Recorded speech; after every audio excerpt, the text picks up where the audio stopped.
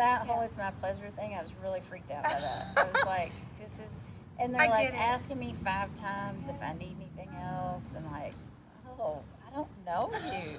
Like, all I'm doing is ordering a chicken sandwich. Why are you in my business about this? Our aura is Cara's aura is so close. It's so close. It's too close for Chick-fil-A. Hello, welcome to Soulblaizers, the podcast that ignites your inner fire and empowers you to blaze your own trail. I'm your host, Cara. And I'm Amanda. Together we are here to share our stories, insights, and wisdom to inspire and guide aspiring trailblazers like you. And like us. So whether you're learning to start your own business, seeking personal growth, or simply looking for that spark to set your soul ablaze, this is for you. Where are you from? Well, I was born in Lexington, Kentucky. But Lexington is 2 hours from where I grew up in Carter County, Kentucky, in a booming metropolis of 4,500 people called Grayson. It was sort of 2 towns closer to the interstate from where my dad grew up and 1 town closer from where my mom grew up. So it was close to home for them. It was neither of the towns that they grew up in, but it was close enough and nearby enough that I really grew up with a big extended family, aunts and uncles and cousins and grandparents. In, Appalachia, for sure. How about you? Where are you from? So I grew up in Arkansas. My dad was a basketball coach, so we moved quite a few times before we stuck in Pine Bluff, Arkansas, which I don't know if anyone's heard of Pine Bluff, Arkansas. It's like top crime rate in the nation. And my dad was a basketball coach there and then became an athletic director. So I grew up, actually went to Whitehall High School, so a very small high school. Saying where I'm from, I never felt like I fit. Like growing up, I never felt like a fit of my surroundings, which is kind of funny now. Looking back, that's just part of my story. So yeah, I'm from Arkansas, really proud to be from Arkansas. My grandmother, Georgia, a trailblazer for me in all aspects of my life, lived in northeast Arkansas, so I spent a lot of time there in a very rural area. And then went to Harding University, and that was in Central Arkansas, Christian school. So grew up very conservative. My parents weren't so much conservative. They weren't like really religious, but we never missed church. And that was a really big part of my life. I went to church 3 times a week, and I went to a Christian college that was very conservative. And after that, went to raise my family that way. And things have changed in the last 6 years, but in general, that's kind of where I would say the beginning of my base is. So I went to a liberal arts school in Lexington, Kentucky. Well, first, I spent 1 year at something that's still hard for me to say out loud because it's the butt of many a joke from a Far Side cartoon a million years ago where a kid is like pushing on a pull door at something called the Program for the Exceptionally Gifted. So I actually went to the Program for the Exceptionally Gifted. At what grade? What age? How old were you? I was just turning 16. I'd gone through the 10th grade at East Carter High School in Grayson, Kentucky. I was a part of something that probably lots of people did, the Duke Talent ID program, where you take the ACT or SAT, I think in the 7th grade when you're like 12. And did well and got recruited into some camps. I went to nerd camp when I was a kid. A camp for, are you ready? These titles are amazing. No one would ever do this to a kid now, but it was called Camp for the Verbally and Mathematically Precocious Youth, Bambi, at Western Kentucky University. Awesome! Yep, and then... I was never invited to any of these camps. And then PEG, the Program for the Exceptionally Gifted at Mary Baldwin. I spent 1 year there. It was abundantly clear to me after the first semester that it just wasn't my place. It was an all-girls school. My mom's got 5 brothers. I'd grown up with uncles, and it just seemed strange to me to be in this like all-girls environment. And I only had a brother, and a lot of my friends were boys, and I don't know. All girls was not for me. So I transferred to Transylvania University, The mascot is not a vampire, it's a pioneer. Pennsylvania is known for being the first higher education west of the Allegheny Mountains. It was kind of the original Wild West in the days of sort of Daniel Boone. And my dad had gone there, and I'd grown up driving by the campus and hearing about him going to college there. But it's a pretty true liberal arts program, meaning it comes from the educational philosophy that to be a well-rounded person, you need to study all the primary disciplines. And so I took things like religions of the East with a guy named Phil Point. My undergrad's in biology, so I studied biology. I had really great faculty there. It was tiny.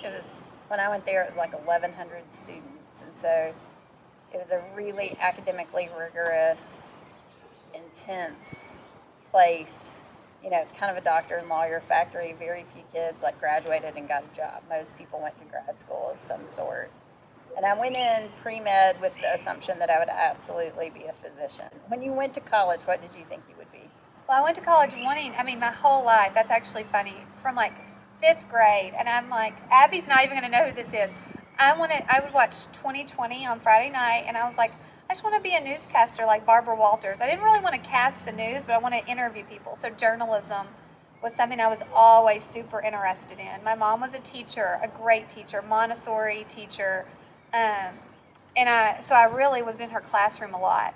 And that's what I ended up finally being, was a teacher, because I just got talked out of doing anything like journalism. That's scary. It's not like one of the jobs that you get and you can have forever. It's dangerous, so I didn't do it.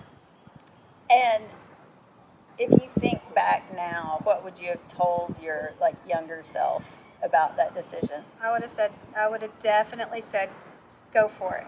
Go into the journalism, go to the places, just go. Don't worry about the money, because it was always oh, you might not make it. There's no jobs in journalism. If you're not great, if you're not the best, you won't get a job. And with teaching, I knew I would be great at teaching. I knew because I didn't know anybody that had done journalism. I didn't know any, I had no resources, and I didn't have any trailblazers ahead of me to follow, unless it was Barbara Walters, and that seemed very far off, right? Yeah. But I became a teacher, and it didn't mean I wasn't unhappy being a teacher. I actually enjoyed it. A lot, and that's until I realized I could do a lot of other things too. That's a really important point, though, because I often ask the students in the entrepreneurship classes, how many of you have a family member or a close family friend or someone in your sort of inner circle that's an entrepreneur? And most of them do. Because if you are self-identifying and exploring entrepreneurship as a path as an undergrad, you have to kind of have seen it. I think we undervalue the role that exposure plays in people's professional choices. If all the women in your family and everyone in your community is a teacher, it's really hard to not be a teacher. That happened to my mom. So my mom's from a long line of teachers. Her mother was a teacher. Her grandfather had been the superintendent of schools. She always wanted to be a dentist. A friend of hers' father was a dentist, but she got talked into via college counselors and family members or whatever, the idea that, that was a really hard path, and she probably, should do something a little more dependable and safer. And so she was an English major. She did student teaching and was on the path to become a teacher, and she really didn't like it, and maybe could have absolutely done it. It's not, she's certainly a good editor and critic. She corrected almost every word that came out of my mouth most of my life. But, I think it took a lot of nerve, and I know that my dad was a big supporter and a helper in her making that decision. But to really say, nope, I'm not going to be a teacher. I'm not going to do what everybody else does and go back to dental school. Well, in that, you can probably understand this, in that Christian culture that I love. It's what raised me. I really love that the village that raised me. But that was if you do something different, it's not a good mom job. And so since I always knew I wanted to be a mom, being a mom is like, to me, such a gift. And I knew I wanted to be a mom. It was like, I need to have a mom job so that I can be flexible for kids. Looking back, if I could, I mean, I'm not saying I would regret anything, but looking back, if Georgia or Harry came to me and had the same plate that I had, I would 100% say, of course, any job can be a mom job. Any job can be a mom job. I guess I just thought life is easier. And as a 7, I don't know, for a 7, feeling pain and things that are hard, I'd like to say it's a 7. It might just be how I'm wired. Doing hard stuff was, like, oh, why wouldn't I just do the easy path? And being a teacher was easy. It's something I was good at. It's something I enjoyed.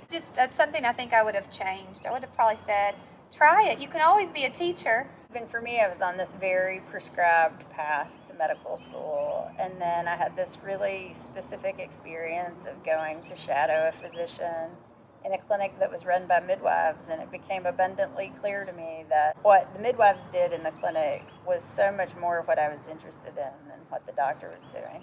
I don't want to interrupt you, but you got to talk about this clinic. This story right here that you're just kind of dancing on is, to me, powerful. Like, what kind of clinic was it? Because that's interesting. Yeah. For me, the version of that story is I was on this very prescribed path to becoming a physician. I had taken all the classes. I had taken the MCAT. I was like ready to make applications. There was even, a new medical school opening up in my state. But I went to go visit a clinic at the University of Kentucky, and the clinic happened to be for teen moms. It was like an adolescent pregnancy clinic, and I was there to follow the physician. I was there to follow, actually, the perinatologist. But the clinic itself was run by a group of nurse midwives, and the physician was just kind of doing his part. He was a nice guy, but he was just coming in, really didn't interact with the mom much, listened to the baby's heartbeat, did fundal height measurements, basic clinical stuff. But the midwives in the clinic knew everything about every girl. They knew, if she was still living at home. They knew if the baby daddy was still involved. They knew if she was still in school. They really knew the patients as people. And it's no dig on the doc, because the physicians didn't have the time or the bandwidth. It was not their role, right? But when I really thought about what I wanted to do and how I wanted to interact at that point as a very young student. How old were you?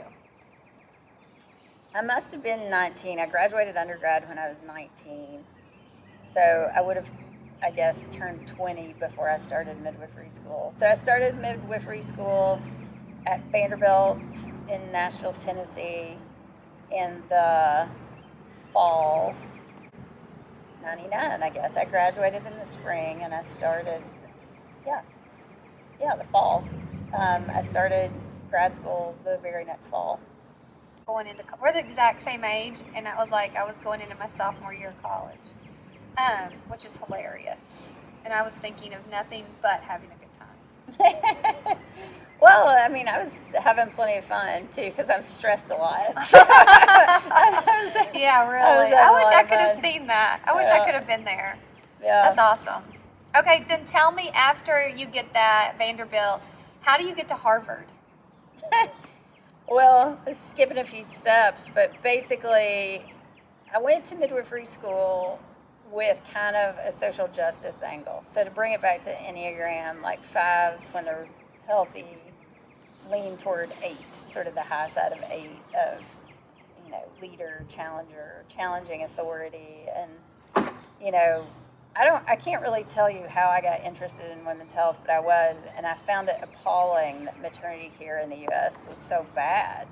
And it was actually better then than it is now, but it just felt like, wow, like, how can anything about our healthcare system be more important than taking good care of moms and babies? Like, that's literally starting from scratch. That's starting from, the prenatal period. Health can only get worse, really. Like, you're starting from the get-go. How do we protect sort of innate, normal physiologic health so people don't get sick? I went to midwifery school, definitely interested in patient care and interested in individual women, but with this kind of population, social justice focus. And I had an incredible faculty member named Liz Howard. We're friends today. I like babysat her kid and thought she was awesome. And she was like young and cool and fun. And like, you know, when you're a student, you have faculty members who seem like authority and like, you know, separate. And then you have faculty members who are relatable and seem more like peers. And Liz was that. And she really encouraged me. She was like, you're good at math. You're interested in numbers. Like, you should think about research. You should think about a doctoral program. And she happened to know a woman named Elise Lieberman, who she introduced me to. And it was really something that I kind of giggled. I was like, yeah, right. Like, that's not gonna happen. Like, that seems, it's like Barbara Walters, right? It seemed completely improbable to me. I moved to Boston not to go to a doctoral program because I was getting married, and my husband-to-be was living in Boston. He was a consultant, and his consulting firm was in Boston. So I was following a boy. I was not chasing an educational dream. I was not trying to get into Harvard. I was going where my mate was and figuring out what I was going to do when I got there. So I got a job at a freestanding birth center in Wellesley, Massachusetts as a midwife practicing, but also was pursuing this path of research with Elise and her lab. And then she encouraged me to apply to the doctoral program. I didn't know then because I was young and naive and I was from, you know, a rural place. I didn't know that the way those programs work is the faculty have a lot of say-so. As long as the student meets all the criteria, the faculty kind of get to choose their doctoral students. And I just kind of thought, yeah, well, I'll apply, but I'm never going to get in. And I did. But it was really a very, like, person-driven, you know, like, I knew a guy, right? Like, I knew somebody who knew somebody, and it really was networking and, like, individual relationships.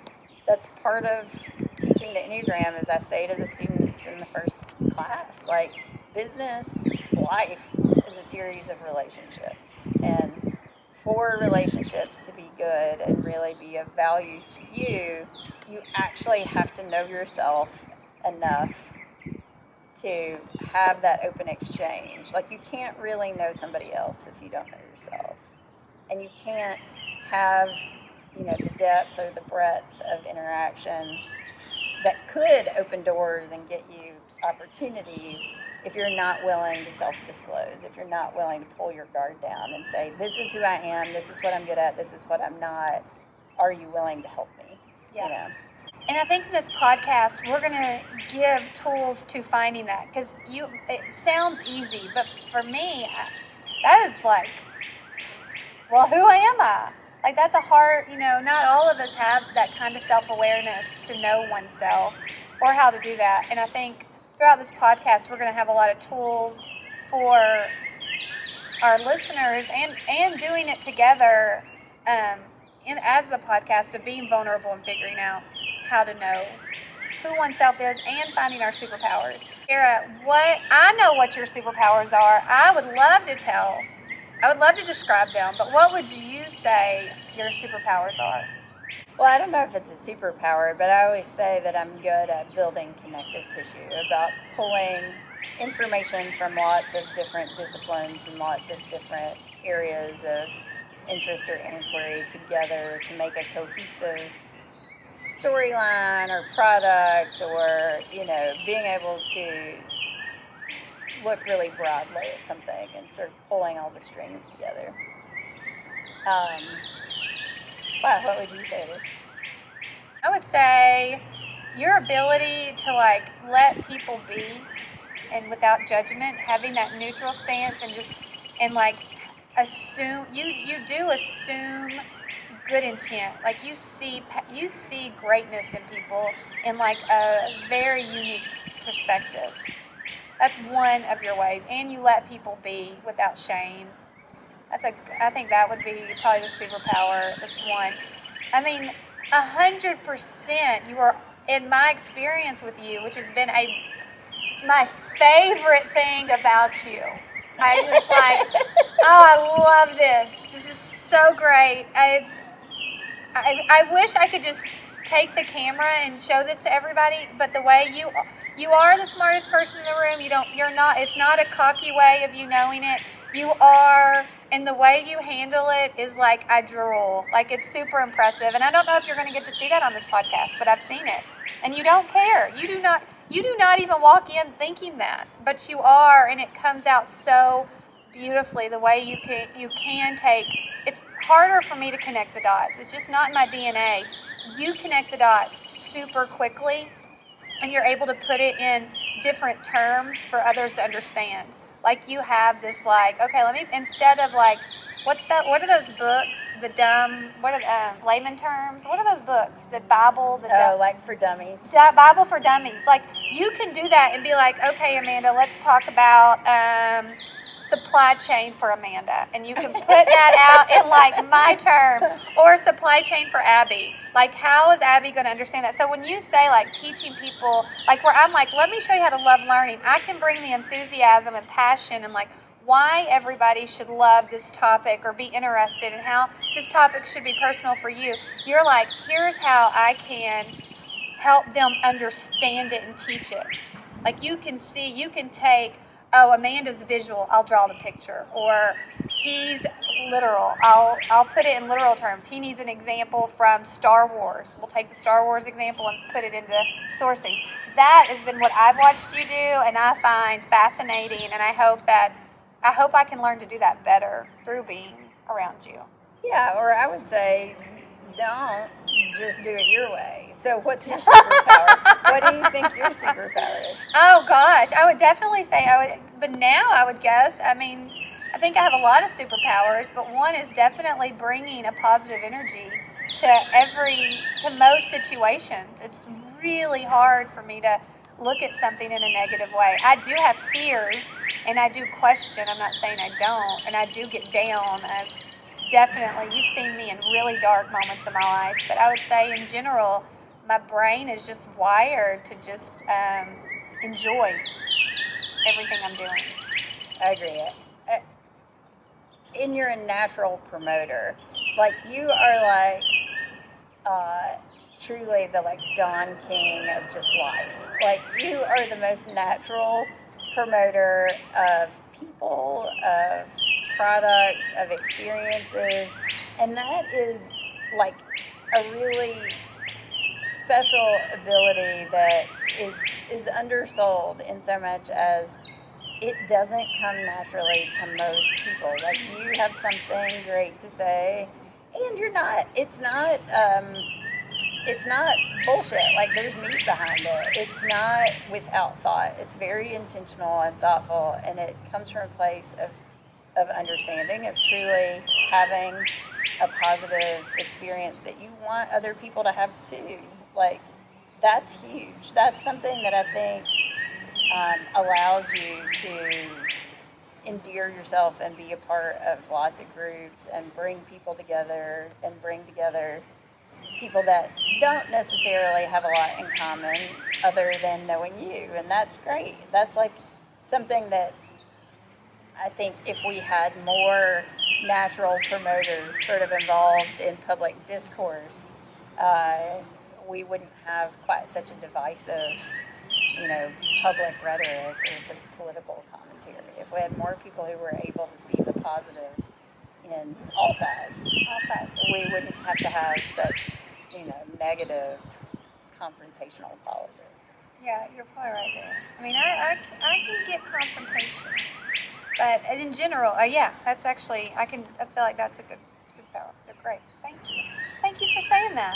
Yeah. That means a lot to me. On top of that, a superpower you and I both have that I wish, this is what I feel like would help me love people more if they did this. If all the women in my life would do this, I feel like it would make me be way more vulnerable, because I'm super vulnerable with you. I have from the very beginning. I have been full on, no secrets. It is a rare gift I've had with you, and I don't do that with everybody. And and if ever, because you pulled yourself out of the competition, and I have pulled myself out of the competition. And I say competition is like, I'm pulling myself out of the competition.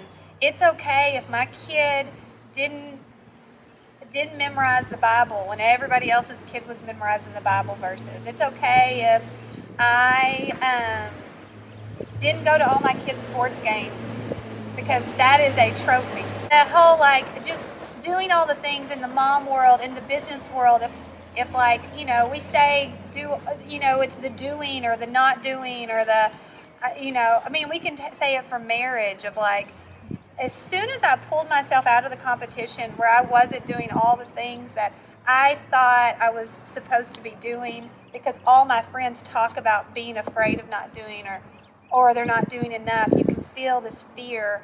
As soon as I pulled myself out of that competition of like, I'm just not going to care, it has made life so much easier for my kids, for my husband. He loves me way more that I'm not, trying to do all the things. And so pulling out of the competition, and you did that. Maybe you've never even been in the competition.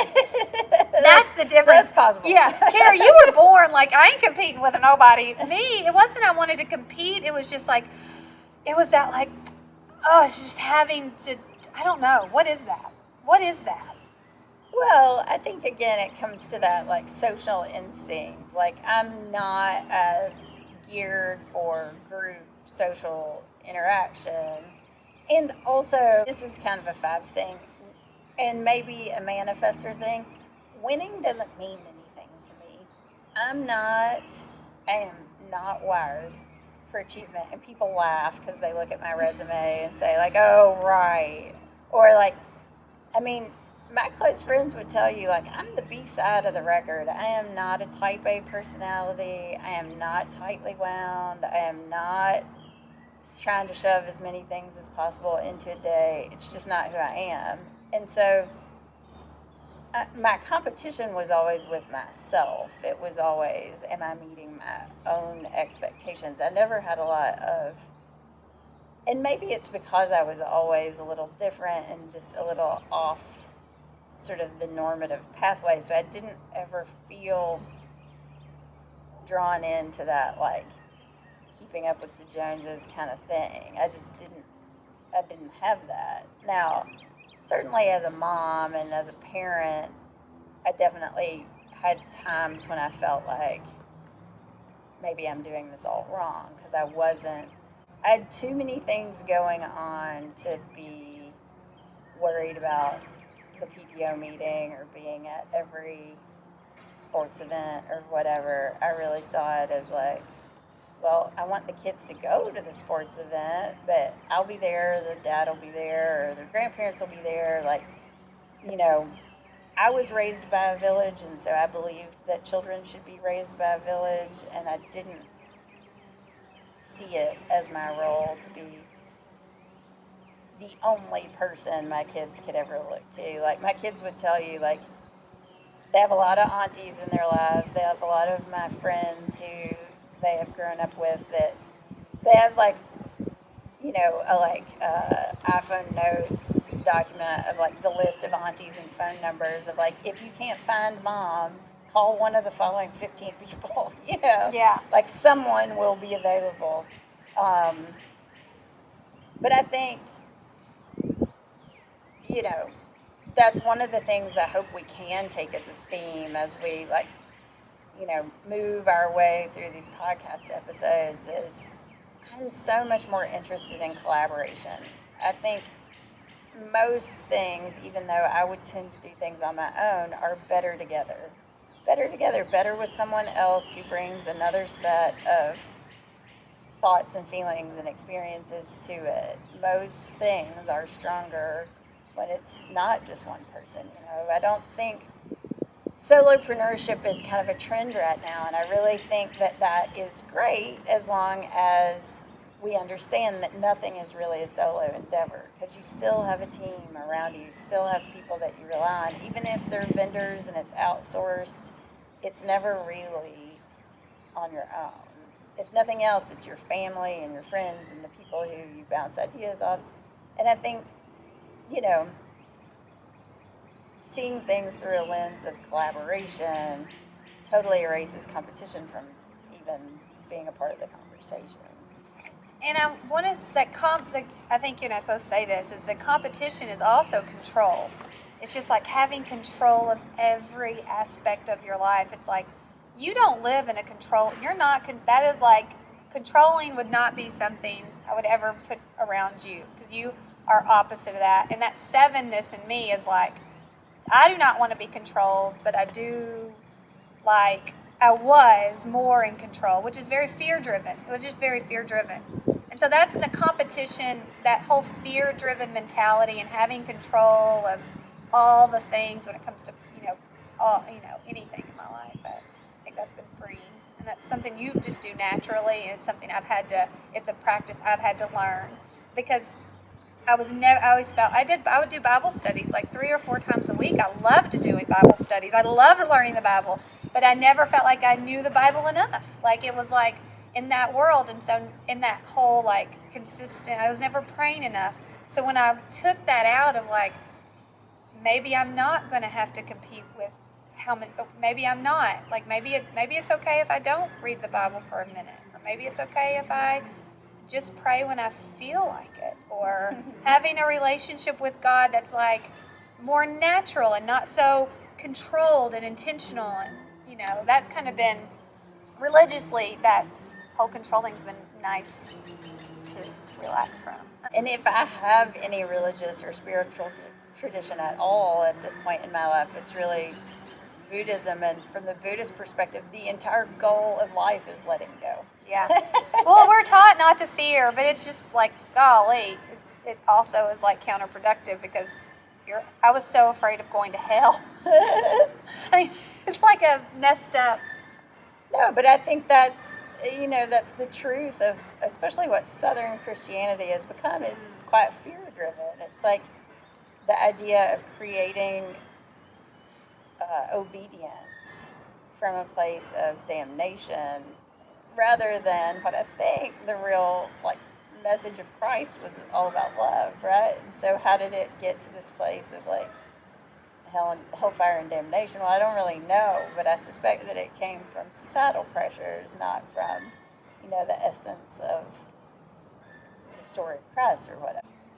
As I sort of think about okay, so I finished a doctoral program. You were already in Arkansas, but how did you end up in Northwest Arkansas? How did you make your way to Bentonville, and when? Yeah, that's a great question. Well, I wanted to, when I was in college, and all my girlfriends from college will tell you, I wanted to be like, what was that show with Michelle Pfeiffer in Harlem, and she went to become a teacher? Yeah. And it was the song Gangster's Paradise the thing. I was like, I'm going to be a teacher in New York City, in Harlem, or in somewhere that was like low socioeconomic, and I'm like, that's all I want to do is like be in that. And I just couldn't get it. I applied, and of course my little application had nothing on it, but I just got a degree. Why would you not want to hire me if you just met me? They never even called. And I got a job at in Siloam Springs as my first teaching job. Was not dating anybody. I moved up here, and Chad was in college at the same time. My girlfriend, I'm going into the story of Chad, got my first teaching job. I loved it. I was teaching 6th grade literacy. I loved it, but I had all these students coming. They couldn't understand anything they would read. They would read it so poetically, and then they would not understand a word they read. And that was like a weird thing for me, I had no idea how to help them. Like, I just got this degree in education, and I don't know how to teach these 6th graders how to understand what they just read. So I went and got my master's in reading, which was a whole lot of like how the brain works. It picks up information phonetically and phonemic awareness and understanding comprehension. It was so fun. That was so fun and invigorating. Unfortunately, in the middle of that, I fell in love with Chad. So I don't know how. Unfortunately, because I'm like, all that information, I think I was thinking about Chad at the time and like how I could get him to propose to me. So how quickly we could get married, I think. So it makes me laugh. But anyway, he got a job in Bentonville, and we both got married, moved to Bentonville, so I didn't teach there very long. But it kept us in Northwest Arkansas. where, like, now I'm like telling my kids, go all the places. But living in Northwest Arkansas and raising our kids here, so as teacher has been wonderful. But that's kind of what got us here. Is Chad got his job at Tyson Foods in the audit department. He was an accountant, and I was a teacher, an accountant, and a teacher. I mean, can't beat that. Winning. Hashtag winning. Yes, we thought we were killing it in life. So anyway, that's how we got here. How about you? What year? I guess we got married in 2005, and we moved here in 2005. Yeah. So, Marcus and I, my first husband's name's Marcus Osborne. The guy's great. It'll unfold over time. There's no hard feelings. We just grew up to be different people. We were together since I was 17. We met at a fraternity party at Transy when I was a sophomore and he was a senior. And I think, we were very aligned in causes and what we wanted to be and do in the world. And I owe a lot to him about sort of exposing me to the bigger, broader world. If I'd gone to med school, I would have stayed in Kentucky. I would have never lived outside the state. But going to Vanderbilt and then following him to Boston, I was exposed to a much bigger, broader world. And anyway, I finished my doctorate, and he finished school at Harvard Business School. He did an MBA there in 2007. So we already had a 2-year-old, and we had a new baby, because that's what crazy people do, is have kids when they're in PhD programs. But anyway, we moved here in 2007. We kind of knew people a little bit. We had both worked for the Clinton Foundation's HIV and AIDS initiative, and there was a guy named Skip Rutherford, who now is the Dean of the Public Policy School in Little Rock, who kind of told us, like, yeah, that's a great job. Marcus was recruited to work for Walmart. You guys will love it there. They play SEC football. It'll be great. It'll be like Kentucky, but less hot. Anyway, so we got here in 2007, and, it did feel and look like home. After 10 pretty long, cold, miserable winters in Boston, Massachusetts, as a kid with a Southern accent, it was nice to be back in a place that felt more like home. But I remember the first few times that I drove through the drive-through line at Chick-fil-A, I was like, why are they so nice? This is really off-putting, after riding the subway in Boston for 10 years. And people there are cranky, people think it's a... Time out. That Chick-fil-A, that was the first Chick-fil-A in Bentonville. I know. I remember, because I taught right beside it. That whole It's My Pleasure thing, I was really freaked out by that. I was like, this is... And they're asking me 5 times if I need anything else. And oh, I don't know you. All I'm doing is ordering a chicken sandwich. Why are you in my business about this? Her aura is Cara's aura is so close. It's so close. It's too close for Chick-fil-A. I do not. Now that they have that thing where you order and they bring it to the car, that is such a better experience for me, because they don't talk to you and you don't have to talk to them. So much better. Anyway, so we landed here in 2007. You were here in 2005. Bentonville, Arkansas was like a cow town with a great big Walmart, but that was about it, in the Walmart home office. But this place, and I'm sure it's something we'll talk about just because we have to by virtue of living here for so long, but has totally revolutionized. And I feel like it's such a fantastic case study for what entrepreneurship can do to a place. Oh, can we talk about that for a minute? Because I think it's changed me. I think Bentonville is a culture changer. It's like, if you live here and you use the resources they give you, it's a culture changer for mindset. I think so. I think being in a place with a lot of opportunity, it's why the university is such an interesting experience for a kid from a small town. It's because all of a sudden you're in this place where things that you never dreamt were possible are right in front of your face, and it's right there for you to go get it. It's right there for you to be a part of it. And we do have a ton of resources thanks to both public and private efforts here in Northwest Arkansas that make entrepreneurship something that you can just go do. And people are receptive to it. We have a long history and tradition of entrepreneurship in Northwest Arkansas. And it's something that I really feel like we have to share with the world. You know, the university pulling entrepreneurship out of the management department and creating the strategy, entrepreneurship, and venture innovation department is in and of itself a signal that this is something that we really are embracing about where we live and how we work. I was with a guy last night. His name's Jackson Andrews. He's from the Endeavor Fund in Kentucky, and it was his first time to Bentonville, and he was like blown away. He was like, I can't really wrap my head around this. This is not what I thought it was going to be, you know. And a lot of that has happened in the years between 2007 and now. I feel like we've gotten to be firsthand witnesses to like really incredible change and transformation of an area. I agree, and I think the people too. Like the people here, are interesting, and they want to make a difference, and they want to be they want to make a change in the right direction. They don't want to think. That is one thing. You know, if you move here and you just want to live like everything's the same, it's just not the place for you because it is so evolving. Yeah, totally. And it's moving fast and lots happening. I think it's great. I mean, but I do think it's challenging for people, you know, for sort of Enneagram 6s, people who are really oriented towards safety. I think that can be really hard. You know, having really rapid change can be tough.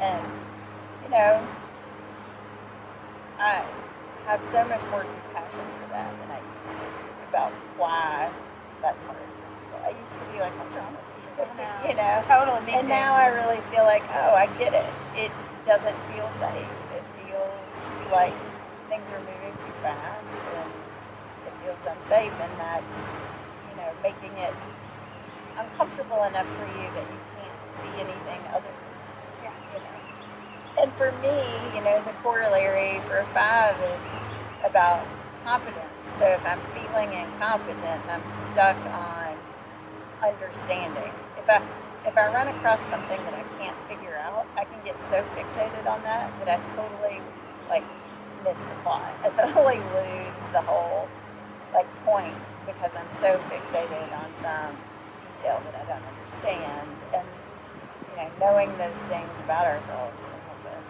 kind of pull out of it. As we reach the end of this episode, we realize we have just scratched the surface. There's so much more to explore, from unraveling the fascinating dynamics of the Enneagram to discovering Cara's remarkable transition from midwife to helicopter pilot to the many things she's doing now. And I cannot wait to tell you about how I started Hello Holidays from my garage while juggling a full-time job and raising kids. So stay tuned for more empowering conversations and enlightening words of wisdom from your soul-blazing big sisters, Cara and Amanda.